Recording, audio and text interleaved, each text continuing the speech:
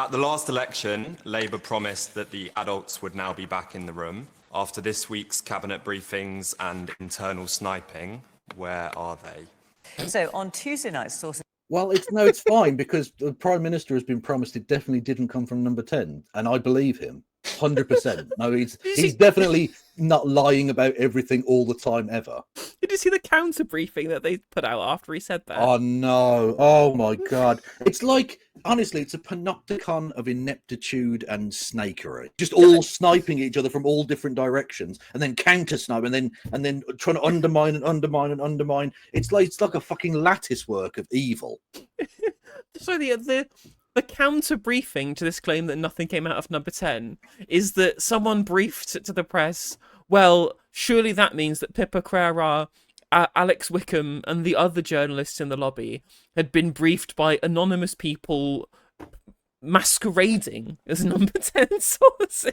Well, it could be, after that story that the Times had of the former Mayor Bill de Blasio, which was just a random person with an email who said they were Bill de Blasio. The British journalists, you never know, really, do you? It seems unlikely that three quite, well-respected journalists would all fall for the same trick. So it seems to me like the persistent serial liar, Keir Starmer, Casey, is lying again. Within Number 10, we're briefing that Keir Starmer was facing a leadership challenge, and Wes Streeting, the Health Secretary, was named as one of the challenges. The next day, Keir Starmer condemned that briefing, and he apologised to Wes Streeting. So he apologised for the thing that didn't happen. Number 10 didn't do this, and he didn't order this to happen, and yet he apologised to Wes Streeting for the thing that he didn't do that didn't happen. Yeah, no, definitely believable. I definitely believe him. I'm glad that he's in a position of great authority and power in this country. That's very reassuring. I mean, it is very nice as the left to know that we told literally everybody it would be like this. Yeah. And they're all, no one thinks he's a morally corrupt serial liar. Except, of course, that's always what he always was. I mean, first off, he's a lawyer, so instantly red flags. But he's not just that. Everything about him suggested that he was going to be like this way. The one thing I was slightly taken aback by was that as a human rights lawyer, he's been so enthusiastic about the genocide. That's the one thing that has surprised me a little bit. I thought he might push back on it a tiny bit as a human rights lawyer, but no, there's literally, even his life's work as a human rights lawyer is available on the altar of his own ego and power. Couldn't put it better myself.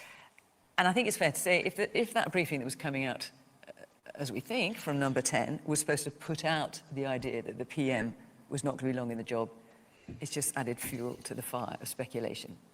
Alex, what's going on?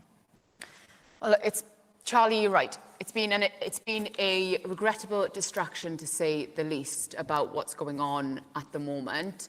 We heard from the Prime Minister earlier regarding this. We've heard from the Health Secretary regarding this. But ultimately, this isn't what the public want. The public want us to be getting on with the job of delivering, of doing what we need to be doing to regrowing the country, growing the economy, ensuring that our public services are well supported. And I understand why people care about this, because they care about the character of the man leading our country. That is only right, that is only natural.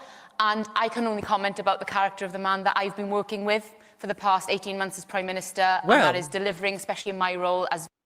Well, interesting you should say that, when the character of the man that you've been working with, Prime Minister, is totally contemptible. There's one thing that loads of people have different opinions of this government. They like them for some reasons, and most of them dislike them for a whole host of reasons. But the one thing that basically everybody agrees on is that they hate Keir Starmer. Yeah. Like, maybe you should say, polling consistently has been A, going down in terms of favourability, and B, was already low to begin with. No one liked him from the very beginning, and now they fucking despise him. Even, I think I saw something like a third of Labour members wanted him to resign. Members. Not just voters, members wanted him to resign. That's really bad, because they've purged the left. So they've lost the soft left as well now. What's interesting as well to me is that there were quotes from anonymous MPs in the press today and yesterday of people saying, I never liked Wes Streeting, but literally anything has to be better than Keir Starmer. Like, people who are way outside of Wes Streeting's wheelhouse. He's just a really committed Blairite. Like, even people on the centre-left, the open Labour style people, are saying, yeah, well, I hate Keir Starmer, so Wes Streeting, like, he's won me over. Yeah, just by not being Keir Starmer, he's instantly favourable by comparison, which is mental. Victims Minister, whether that's for the Hillsborough families, whether that's for families of children who have been killed by their fathers in family courts. That is the character of the man that I know, and that is the character of the man that is leading our country. So, Alex, when you were watching this unfold, with the briefings, and then where Streeting comes out, and then Keir Starmer says, oh, nothing to do with me, Garb, don't know anything about it.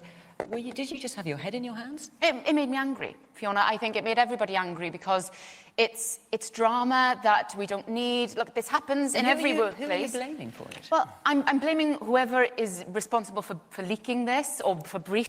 And it's definitely not Morgan McSweeny. We don't need to have a link inquiry into number 10, but it definitely wasn't from number 10, and it definitely wasn't Morgan McSweeny. So that's fine. I genuinely don't know what he's doing. Like, at least for some of the amount of the things that Morgan McSweeny does, they're stupid and based upon faulty premises. But at least I understand what that premise is.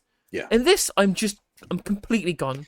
They've gone like full bunker mentality. I think it happened under Boris Johnson, happened definitely under Tony Blair when he was trying to fend off Gordon Brown on a couple of occasions. They get so wrapped up in the Westminster world that they forget that like normal people would see it very, very differently.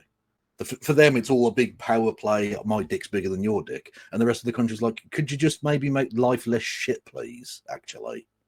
You know? That's so true. That's so true. I mean, the bunker mentality is a really great descriptor of it. And that's how we've ended up in this position, because they've essentially erected a fortress at the top of the Labour Party, deliberately so, and it will be their undoing. Beefing against us. We've got a really important job to do. We've got a really serious job to do, a big job to do in terms of rebuilding our country. You know, Wes just today was out there as the Health Secretary talking about how we get the NHS back on its feet, you know, cutting those waiting times, which is what everybody wants. And this is not helpful, to say the least. Danny. Well, I think Keir Starmer probably is a decent and a good man. The problem is, and the reason why the... Jesus Christ. I mean, can I think of a more insulting way of describing Keir Starmer than Danny Kruger likes him? True. Honestly, true. if Danny Kruger ever came out and said Kevin Logan is a decent, honourable man, I think I would play Roblox. You can cut this bit from the YouTube. You don't have to put that in there. that government is falling apart is that he doesn't actually believe in anything. And he came into government saying that he was going to deliver change, but without any sort of plan. So naturally what happens is, in a situation like this, is everybody starts fighting. That's the essential problem for this government. The public are... Well, I mean, he's hit on a point there. Essentially, this was inevitable, really, given that the only point of this political movement was to purge a different political movement, was to just stab the previous leader in the back and oust anyone who supported them. So once that was done, there was no plan for anything else. This is all they know. This is just a robot still performing its function after its usefulness has departed the scene. It's just going to carry on doing exactly the same thing because that's all it can do. That's all it's programmed to do. Yeah, these people only understand the concept of the firing squad. Yeah. And before, when it was the left in front of the firing squad, it was easy to know what to do. You just lined them up against the wall. But now there's no one left to put in front of the firing squads. They've just turned it all amongst themselves. Incredibly disappointed with the government that they elected to deliver change that clearly isn't happening. On every single indication, things are getting worse. So there's a vacuum of leadership, Alex, and everybody, yes, I appreciate you and others trying to do their best. But when you have a philosophical vacuum at the heart of government and no clear plan and a politician at the top who doesn't believe in anything, this is what happens. No, sorry, Danny, I reject that wholeheartedly. You know, I don't live in a bubble. I speak to people every single day about life in the real world, and And I have been doing a lot of thinking in the last couple of weeks about what does it mean to be a Labour minister in a Labour government. A bit late to think about that. No, it's about... Yeah, you're 18 months into government. What do you mean you're now thinking about that? You had 14 years to think about this. What the fuck? Yeah, 18 months into government, I think it's about time we came up with some idea of what the fuck to do. Gee, they put only the best and brightest forward tonight. I mean, this is the reality of everything the left have been saying from day one. Yeah. You know, this is why they have like so many quangos and focus groups and royal commissions, etc., etc. Because they don't have any fucking clue what they're supposed to do. Because all the moments that they were supposed to be making policy in time in opposition, they're busy trying to get Corbyn out of the party and make sure that Diane Abbott wasn't going to be an MP, and she's still a fucking MP, and they still have no policy. Brilliant. They literally they don't even have concepts for a plan. They have subcontract this out to a consultancy or to Baroness Casey to try and create a strategy and then just do what the technocrats tell them. They've got a commission for coming up with a roadmap for the 5 pillars and foundations to fix the national renewal. And I'm here for it. Enabling me as a girl from the valleys whose dad was a miner to represent Shut up! And do the things in government that I don't care. Your dad was a fucking miner. At least he wasn't a toolmaker. Jesus Christ, I'd have snapped. I mean, he was a toolmaker in a sense. Well, yes, very much so, yes. But so was Prue Leith. We found that out. So. We need to deliver for people, right? Being in politics is about tough choices. We are making those choices, and it's a Labour government making those choices. And those choices mean that we've got 5 million extra appointments in our NHS. We're ensuring that our veterans and our care leavers have a roof over their head. We're investing in children's education, in our public services. Those are the choices that we can only make, and those are our values, because it's a Labour government making those choices. And I'm proud to be in a Labour government doing those things on behalf of the public. Man here in the front. One of the other people that's not been mentioned is Morgan McSweeny and his whole role in this. And the Prime Minister said that he has full confidence in him, he's not going anywhere. We have heard that twice already with Angela Rayner, who he had full confidence in and is now gone, and Lord Mandelson, who he had full confidence in and is now gone. So why is it different the third time? Why should we believe him when twice before we've been told he had confidence in a high-ranking minister? No, because there definitely is a wolf this time. You have to believe him. I mean, I think the difference here, there is a huge difference, really, insofar as Mandelson, Rayner, all the other people who've had to resign in disgrace, whatever it is, who've been removed from positions for corruption or for scandal, they were all dispensable. Even Mandelson was technically dispensable. But Morgan McSweeny and Keir Starmer are two peas in a pod. You cannot have one without the other. Dan Hodges from the Mail described them as like getting rid of Laurel without getting rid of Hardy. And I'm like, well, it's a pretty poor comparison. It's more like getting rid of Keith Harris without getting rid of Orville. Yeah, that's a much better analogy. Yeah, true. For Americans watching, that was a ventriloquist act of a man with his hand in a fake bird. And that's all Keir Starmer is, just an empty puppet with Morgan McSweeney's hand up his arse. If McSweeny goes, Starmer goes. Well, exactly. Yeah, they're tied. Their political fortunes are absolutely tied together. But what I will say is, you did slightly violate Orville there, because Orville had far more personality than Keith. I think if you did separate those two partnerships out, I think Orville would fare better than Keir Starmer as a solo act. A few days later, he didn't. So Morgan McSweeny, Keir Starmer's chief of staff, I should say. Do you want to very briefly answer that? Well, I would say, and I would echo... Do you have confidence in him? I do have confidence in him. I think we wouldn't have a Labour government if it wasn't for Morgan McSweeny. But, you know, this man... Nonsense. You wouldn't have no, exactly. You wouldn't have a Labour government if it weren't for the Tory party committing seppuku in front of the entire country. That's why you did Labour government. I mean, Morgan McSweeny didn't think you'd have a Labour government. Yeah. Keir Starmer was only there as a stooge to purge the left for the nouveau Blairite to swoop in afterwards into elections time. They never thought they would be in government until, you know, Liz Truss screwed the pooch and Reform UK stole half the votes, right? Like, that is the reality of the position that we're in. is that they have accidentally got into government. The reason why they have no policy is because they thought, we've got 5 years to purge the left and then another 5 years to talk about any policy prescriptions. And they're just the accidental government. Yeah, literally, yeah. Has worked with the party. He enabled Zara and I to be elected and to be able to do the things I've talked about in terms of delivering for the British public. These are really important missions that we have to deliver on. Let's get around a few more people. Yes. Just from the outside, it just looks like number 10 is in an episode of The Traitors. Yes, and in fact, West Streeting called himself a faithful. Oh God, I had bingo for awkward cultural reference. It's been much more like the thick of it. This is like, you know, in the bits behind the scenes with the thick of it, where you're like, that probably doesn't happen. Actually, I think they slightly underplayed it. I think the Malcolm character was a little bit underplayed.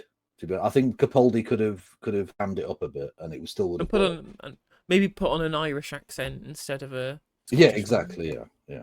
Unbelievable stuff. Like, literally, when you have the health secretary come out saying there's a toxic environment in number 10, what the fuck is going on there? Like, how bad is it going to be that he's just like, yeah, no, this is shit, actually?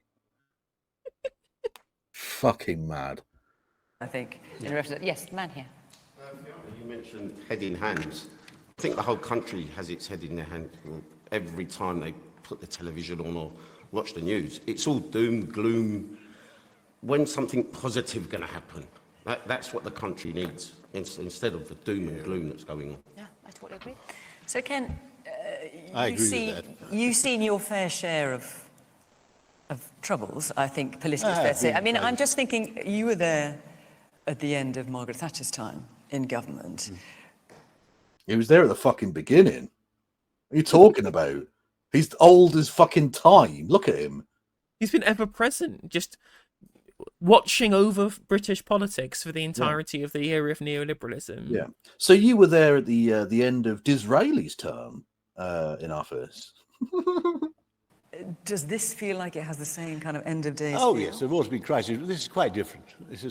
Well, this is symptomatic of a deep crisis in our traditional party political system, I think.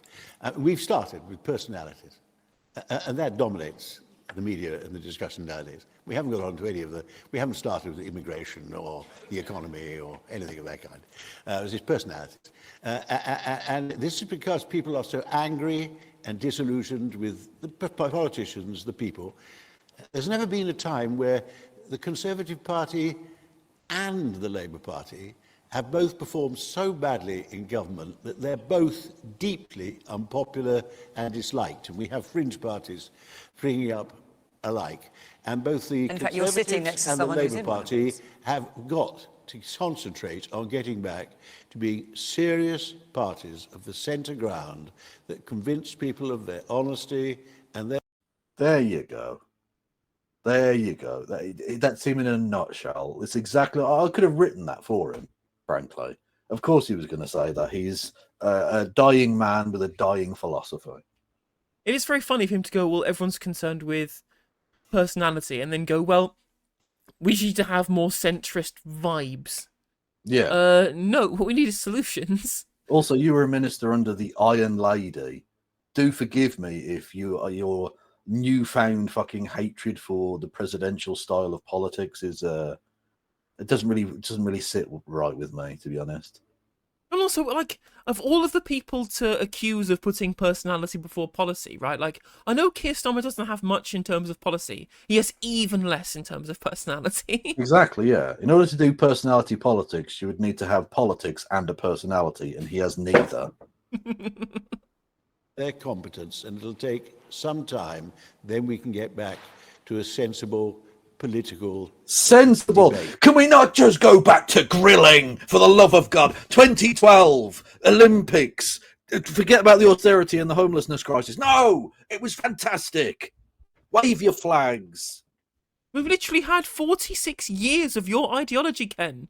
46 years, and it's been shit. It's ruined everything. And you're going, well, the problem is that people don't like my ideology anymore. We need to get back to doing what I want to do. Fuck off. It's shit. We hate it. It's failed. Yeah. We need literally anything else. Well, his failure to understand what created the uni party that is universally unpopular, that being the Labour Party and the Conservative Party, is that they've both adopted the politics that he is now saying they need to re-adopt.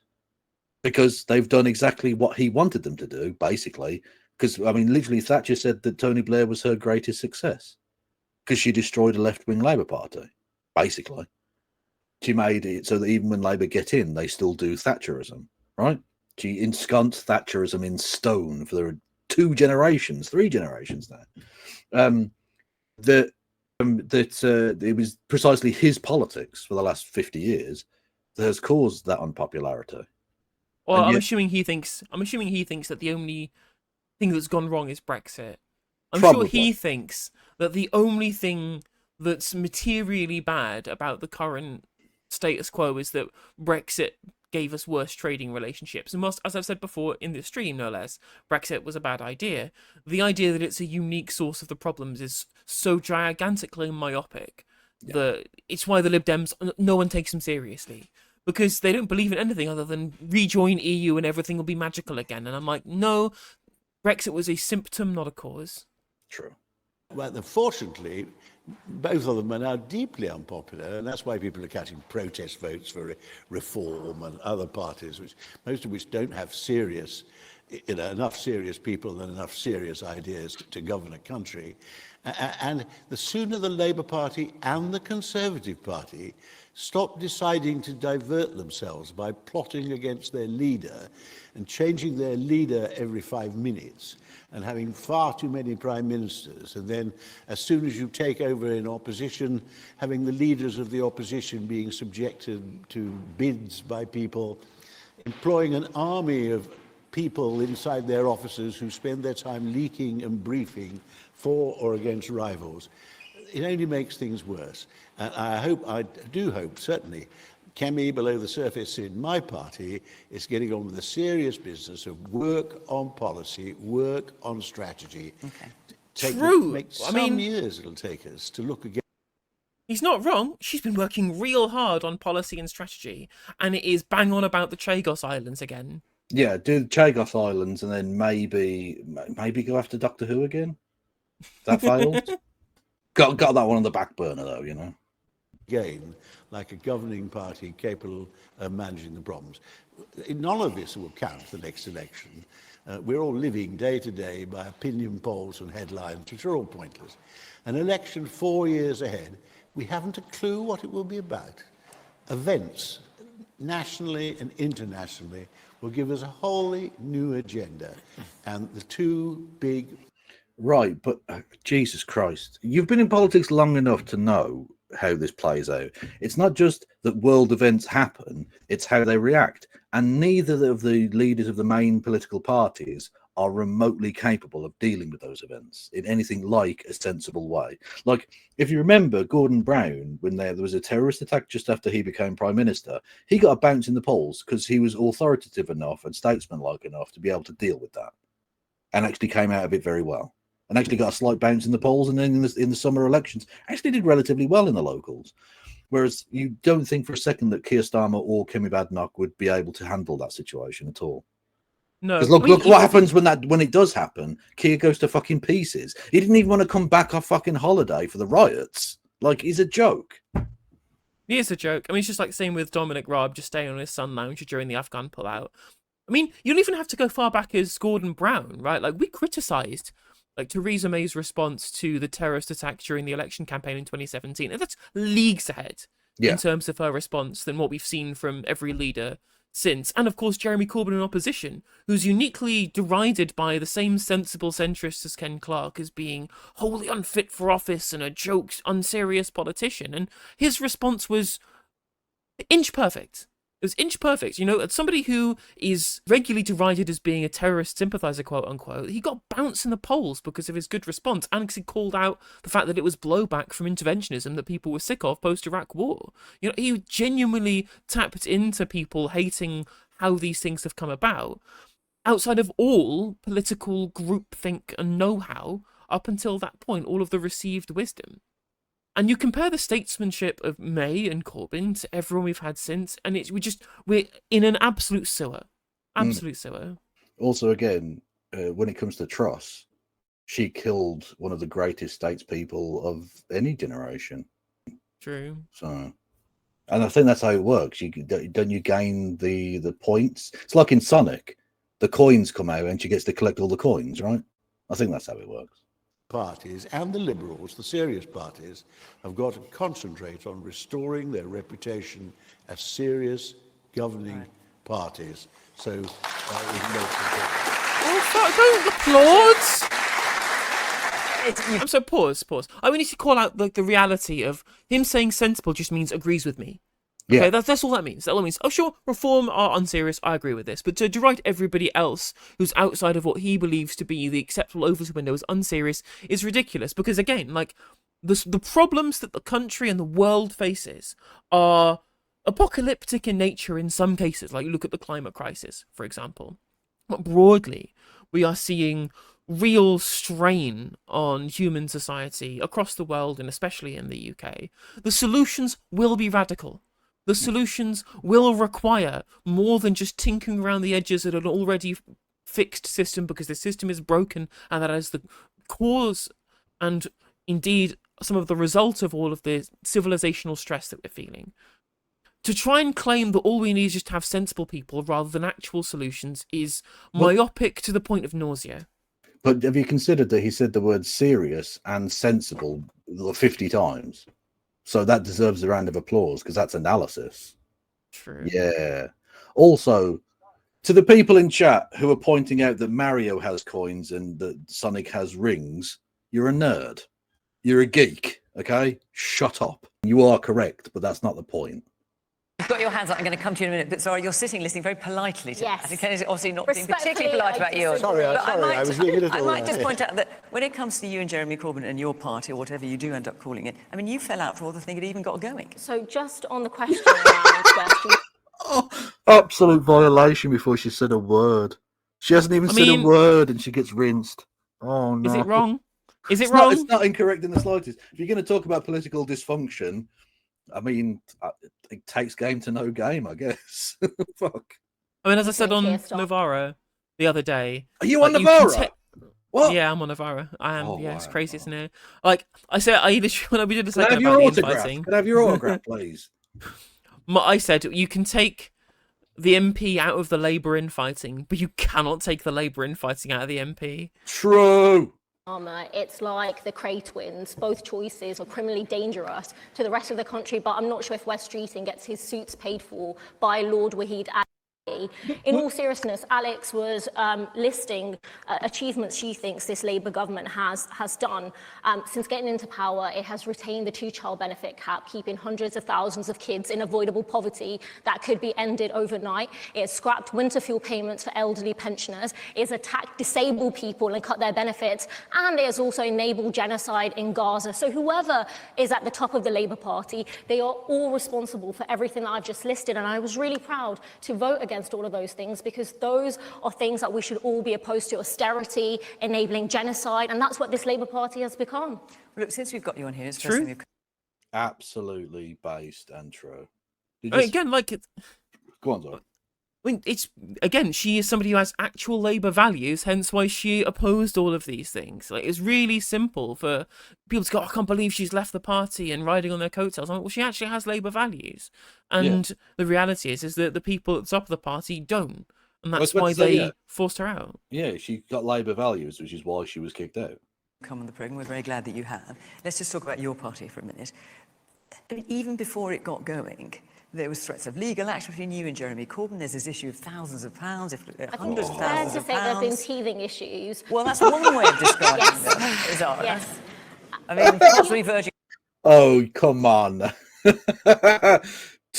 Teething problems. Yeah, that is. God bless. That is a very, very diplomatic way of putting that. Yeah.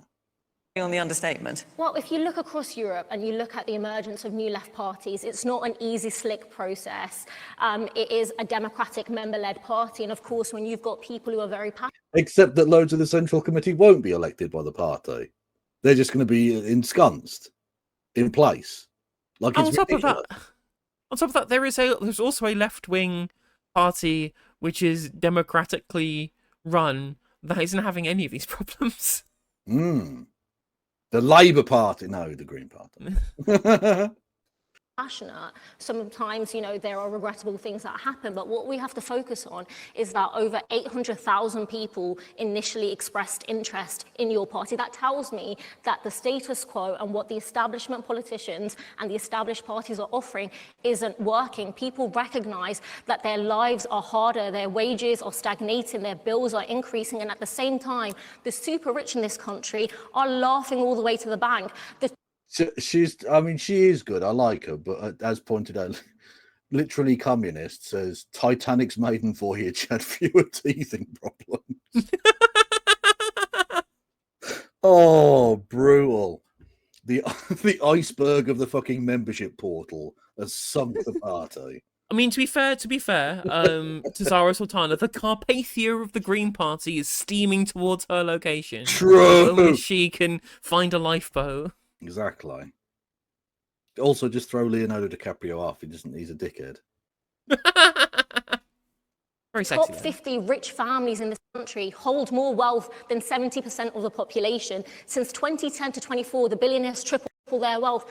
Everyone can see it. Their bills are increasing and energy companies are recording record profits. So it's an economic system that is fundamentally broken. But from the Labour Party, from the Conservatives, from Reform, you'll get the same neoliberal politics, the same economic system. And trickle-down economics has fundamentally failed. We've got record levels of inequality, record levels of child poverty, and record levels of billionaire wealth at the same time. All right, lots of hands up. Let's Ken, can I just hear from the audience and I'll come back to you? Yes, woman there. This is a mess, actually, and people have lost faith in all parties, actually, if you think about it. No one trusts anyone, and we're actually a joke at the moment globally as well. To be fair, that's been a while, though. We haven't been taken seriously for quite some time. I mean, we elected a man who was described by a previous lover as like having sex with a bin bag full of custard. Oh, is that a positive review? She might be into it. I don't know. True. A guy who got stuck on a zip wire waving fucking flags around. A guy who was admittedly conspired to have a journalist beaten up. You can't. There's nowhere lower to go after Boris Johnson. And then apparently we found it twice with Liz Truss and Rishi Sunak. Well, that's the thing. Once you've scraped through the bottom of the barrel, you just can keep digging. Hi, hello. I've got actually a question for Zarah again. You're very critical of the government and the Prime Minister. Is there anything positive you can say about them? No. No. I mean, they have the thing is, they have a workers' rights bill, which I think is a good bill. That's a good bill. And it was entirely fabricated by Andy McDonald, who got the whip removed for him for no fucking reason at all, and Angela Rayner, who was the only person who'd ever done a real fucking job in any of the cabinet, and who was gotten rid of for something that is nowhere near as bad as the shit that other people have stuck around for. Yeah. Also, like, it's such a silly point. Like, the party that kicked you out and that you have obviously fundamental differences with, you've been very critical of them. Could you not? Like, what the fuck, mate? Why is it that people feel it necessary that everyone has to get along? It's politics. It's adversarial.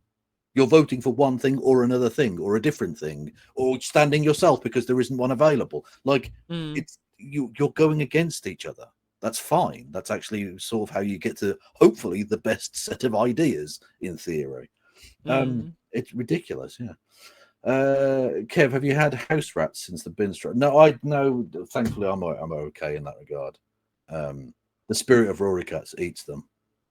I think there's an opportunity to be positive at the upcoming budget if they finally decide that child poverty is something that they care about. This is a Labour government, yet this Labour government is happy to satisfy spreadsheets and keep 800,000 children in poverty. So if the two-child benefit cap is scrapped, that would be great. I would champion that. If they reverse all austerity, if they fully fund our public services and nationalise our utilities.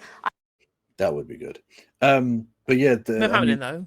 Oh, yeah, it's not going to happen, no. But the fact that they're now maybe going back on the waspy women thing, like, at this point, why bother?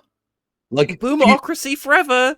Well, I mean, there's the boomer thing, but also, like, Do you think they're going to give you credit for that now, having shit on them and said, basically, nah, fuck you, you don't deserve the money, you bunch of cunts? Like, no, they're still never voting for you again. You've already lost those people. They're gone.